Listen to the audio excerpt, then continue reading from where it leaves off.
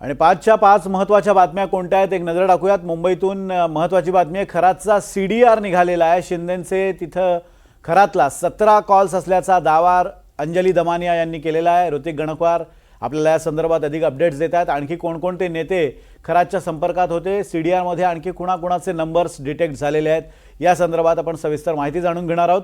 तर अंजनगाव खेलोबा इथून महत्त्वाची बातमी आहे, माढातला तणाव आता निवळणार की वाढणार काही वेळातच स्पष्ट होईल। संकेत कुलकर्णी या संदर्भात माहिती देण्यासाठी आपल्या सोबत आहेत। धाराशिवमधून ऐन उन्हाळ्यात ट्रॅफिक जॅम झालेला आहे, येरमाळ्यामध्ये ट्रॅफिक जॅम होण्याचं नेमकं कारण काय, ओंकार कुलकर्णी आपले प्रतिनिधी या संदर्भात आपल्याला अधिक अपडेट्स देतील। पुण्यातून एक महत्त्वाची बातमी आहे, पुन्हा पावसाचा अलर्ट आहे। यशपाल सोनकांबळे आपल्याला या संदर्भातले अलर्ट्स देतील। तर इंदूरहून एक महत्त्वाची बातमी आहे, होळकर घराण्याचा नवा उत्तराधिकारी कोण या संदर्भात तनुश्री देसाई आपल्या प्रतिनिधी आपल्याला या संदर्भात अपडेट्स देणार आहेत। आपण सुरुवात करूयात अशोक खरातच्या बातमीनं।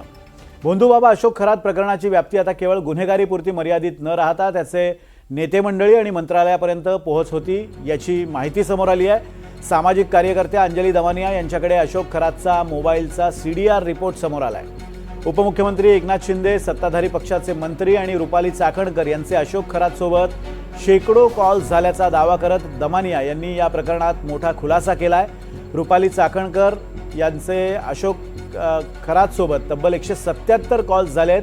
या दोघांमध्ये एकूण 33,727 सेकंद इतकं संभाषण झाल्याचा दावा दमानिया यांनी केलाय।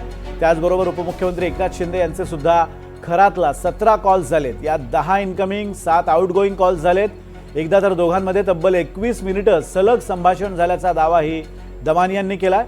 याशिवाय सुनील तटकरे यांनीही खरातला 8 वेळा कॉल केला होता। विशेष म्हणजे दीपक केसरकर यांचे निकटवर्तीय दीपक लोंढे यांनीही खरातला 189 वेळा कॉल केले आहेत। सीडीआरमुळे खरातसोबत कोणकोणत्या नेत्यांचे आणि अधिकाऱ्यांचे संबंध होते याचा आता उलगडा होणार आहे। तर आत्ताच्या घटनेला ही जी माहिती येते ती अतिशय शॉकिंग आहे। रुपाली चाकणकर यांचे एकूण 177 कॉल्स हे अशोक खरातांना झालेत। एवढंच नाही तर त्यांची बहीण प्रतिभा चाकणकर, 2 दिवस झाले आपण त्यांच्याबद्दलही बरंचसं ऐकतोय, त्यांचे 236 कॉल्स हे अशोक खरातांना झाले। पण आता मी जे नाव घेणार आहे त्यांचे नुसतेच आपण फोटो बघितले होते आणि व्हिडिओज बघितले होते, पण आत्ताचे महाराष्ट्राचे उपमुख्यमंत्री एकनाथ शिंदे यांचे तब्बल 17 कॉल्स हे अशोक खरातांना नॉर्मल सेलफोनवरनं झाले होते। आता व्हॉट्सअप किती झाले आणि इतर किती झाले मला माहित नाही, पण 17 कॉलपैकी 10 इनकमिंग आणि 7 आउटगोईंग कॉल्स होते, ज्याच्यात सगळ्यात जास्त वेळ हे 21 मिनिटं यांच्यात संभाषण झालं। आता ही सगळी माहिती मी ॲज अ रिस्पॉन्सिबल सिटिझन आधी यंत्रणांना दिली आणि मला असं वाटलं की कसं असतं, SIT अहवाल हे सगळे नेहमीच काढले जातात, पण खरी माहिती जनतेपुढे येत नाही, म्हणून जनतेच्या दरबारात ही मी माहिती ठेवण्यासाठी मी ठेवते। मला ह्याच्यात दुसरा माझा काहीही हेतू नाही। हा सगळा राजकीय डाव आहे, नाहक बदनाम करायचं। आपल्याला माहिती नसतं कोण कसं आहे। एखाद्या मंदिरामध्ये गेल्यामुळे जर आपली ओळख झालेली असेल तर ती कशी व्यक्ती आपल्याला समजू शकत नाही। त्याच्यामुळे माझा त्यांच्या या प्रकरणाशी काहीही संबंध नाही। माझी केवळ ओळख आहे, एवढंच आहे, आणि ती ओळखसुद्धा त्या ठिकाणी असलेल्या ईशानेश्वर मंदिरामुळे झाली, ही सुद्धा वस्तुस्थिती आहे। मला काही वेळेला असं वाटतं की ते खरातला आपण वाचवतो की काय, म्हणजे आरोप प्रत्यारोप कुणावर होतात, ज्यांनी खरा गुन्हेगार आहे तो बाजूला आणि इतरांवर आरोप, जे काही चौकशीत समोर येईल, मग कोणत्याही पक्षाचा असू द्या, कोणताही नेता असू द्या, त्याच्यावर कारवाई सरकार करणार आहे, म्हणून त्याची चिंता करू नये ना। आता रोज एकच विषय चालू आहे, खरात आणि त्याच्या संबंधित असलेले पुढारी।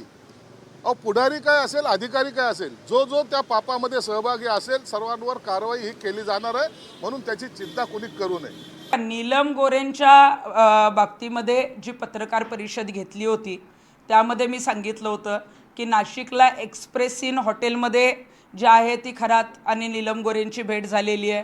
त्यानंतर त्यांना जेव्हा मंत्रिपद पाहिजे होतं, आमदारकी पाहिजे होती, अशा 2 वेळेला खरातच्या कॉलेज रोडला जे आहेत ते नीलम गोरे भेटायला गेल्या होत्या। आणि याच्यावर मी ठाम आहे, कारण याच्यामध्ये जरी नीलम गोरेंचा कुठला फोटोचा पुरावा नसला तरी नीलम गोरेंबरोबर त्यांचे जे काही पदाधिकारी आणि काही लोक जे गेले होते त्या भेटीचे जे साक्षीदार आहेत ते आमच्याकडे आहेत आणि ते पुरावे तातडीनं देणं जे आहे ते मला वाटतं चुकीचं आहे, कारण ज्या साक्षीदारांशी मी बोलले ते शिवसेनेशी संबंधित आहेत. ज्या शिवसेनेमध्ये नीलम गोरे आहेत, त्यांच्याबरोबर वावरणाऱ्या ज्या व्यक्ती आहेत, त्यांच्याबरोबर असणाऱ्या ज्या नाशिक आणि पुण्यातल्या ज्या काही व्यक्ती, काही महिला आणि काही पुरुष जे त्या दौऱ्यांमध्ये होते, त्यांनीच मला माझ्या ऑफिसला येऊन ही माहिती दिलेली आहे. आणि योग्य वेळेला त्यांनी मला सांगितलं की जेव्हा कधी गरज लागेल तेव्हा एकनाथ शिंदे साहेबांच्या समोर असेल, मुख्यमंत्र्यांच्या समोर असेल किंवा SITच्या समोर जे असेल, आम्ही सगळे येऊन लेखी द्यायला तयार आहोत.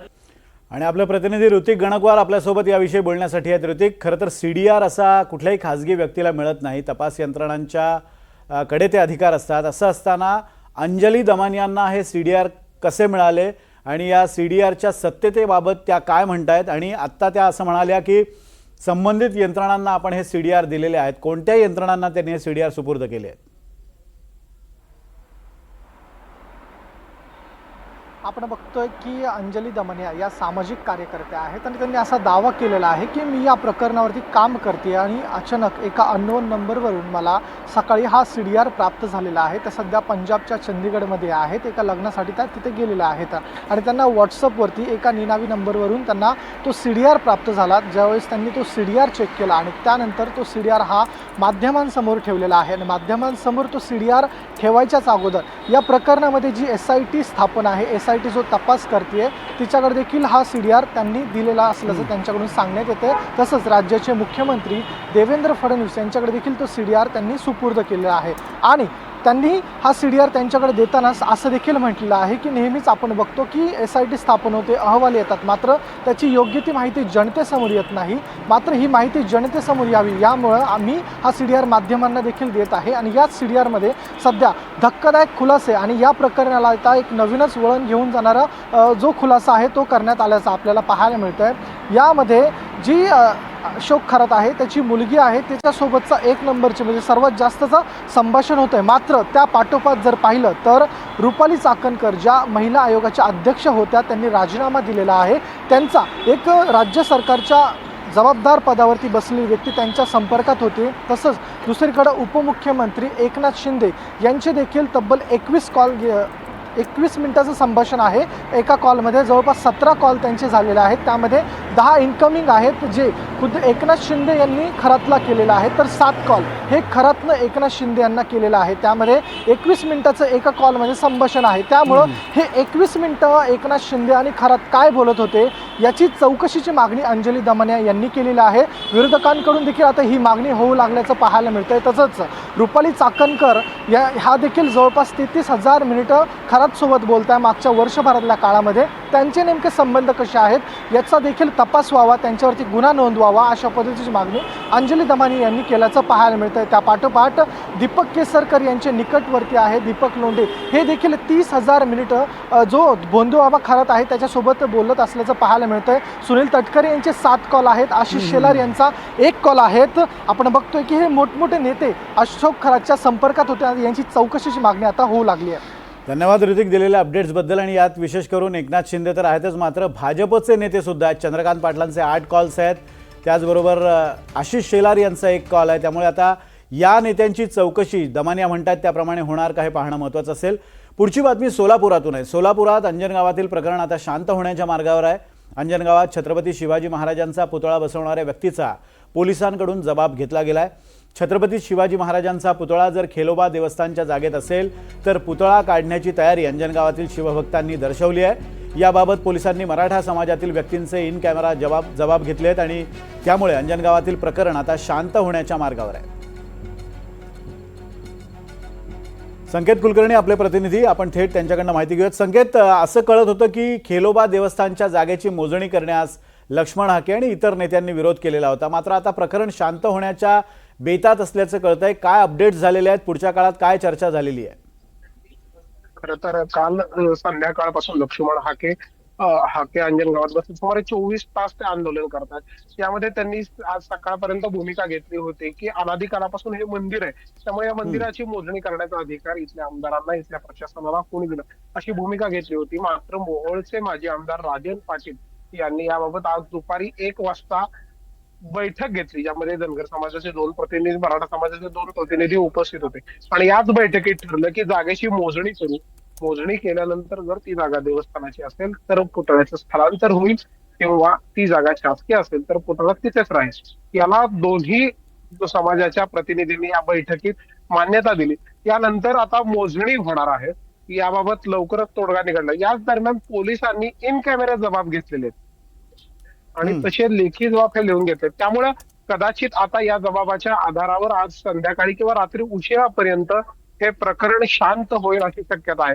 मात्र या सगळ्यामध्ये लक्ष्मण हाके यांनी आपली भूमिका अद्याप सांगितली नाही. त्यांच्या प्रतिनिधींनी जरी मान्यता दिली असली तरी ही त्यांच्या प्रतिनिधींची असलेली भूमिका लक्ष्मण हाके मान्य करणार का आणि अंजनगाव तणावमुक्त होणार का हे पाहणं महत्वाचं ठरणार आहे. विनोद सर. अगदी धन्यवाद संकेत दिलेल्या अपडेट्स बद्दल. आणि आता बातमी आहे धाराशिवची.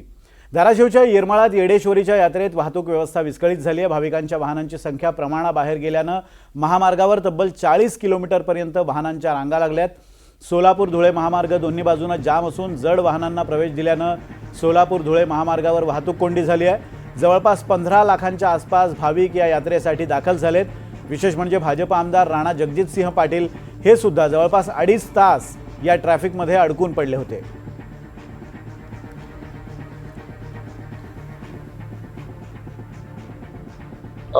विशेष अडचण काय झालेली आहे की ट्रॅफिक जे गाड्या पार्किंगचं जे आहे त्याचं नियोजन थोडंसं अजून व्यवस्थित करावं लागणार आहे.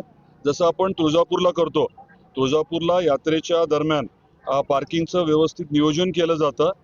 एक आराखडा खरं तर केला आहे आपण येरमाळ्याचा, येडेश्वरीचा, परंतु आजच्या या विषयामुळे अजून ते व्यवस्थित करण्याची जबाबदारी मी स्वतः स्वीकारली आहे आणि मी लक्ष देईन. नाही, त्याची काय आमदार आणि काय बाकीचे काही वेगळे नसतात. मी तुमच्यासारखाच आहे, सर्वांसारखाच आहे, त्याचा विषय नाही.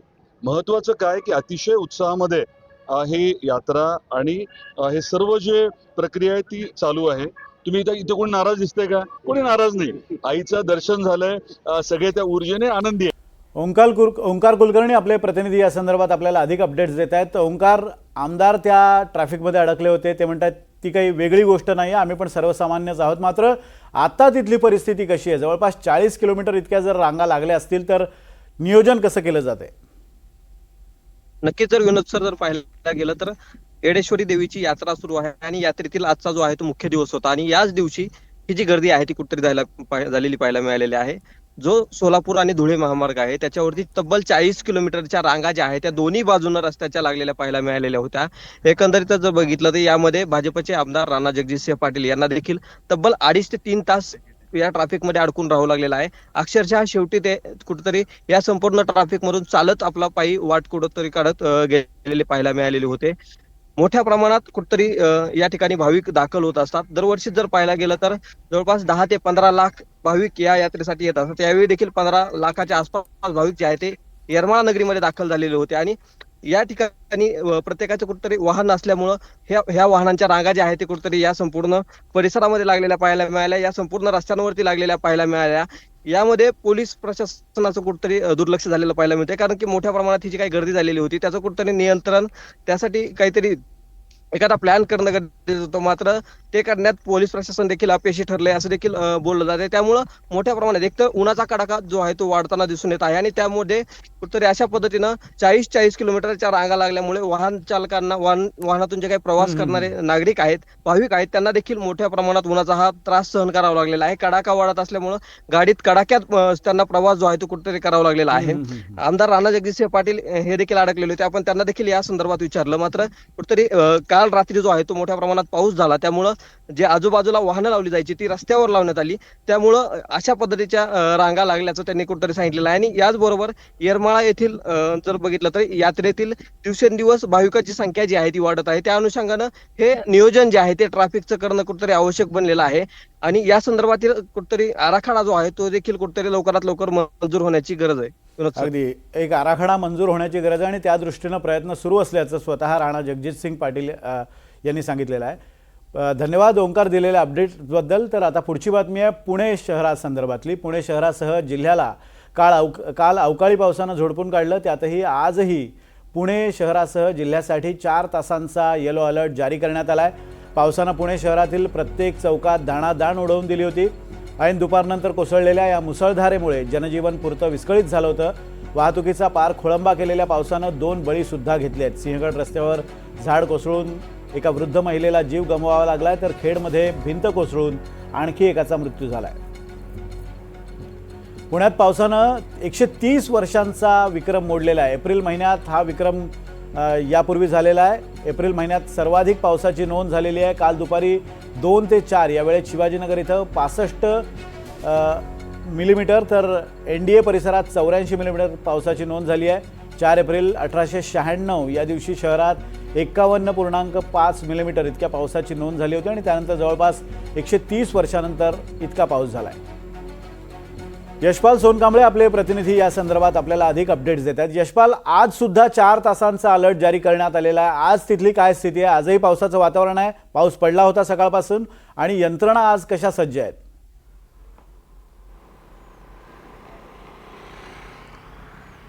विनोद सर, गेल्या 4 दिवसापासून अवकाळी पाऊस मुसळधारपणे बरसत होता, परंतु आज पावसाने उघडीप घेतल्याचं चित्र आहे. थोडासा उखाडा आहे आणि ढगाळ वातावरण काही अर्ध्या तासासाठी झालं होतं, परंतु आत्ता पाऊस अजिबातच नाही आहे.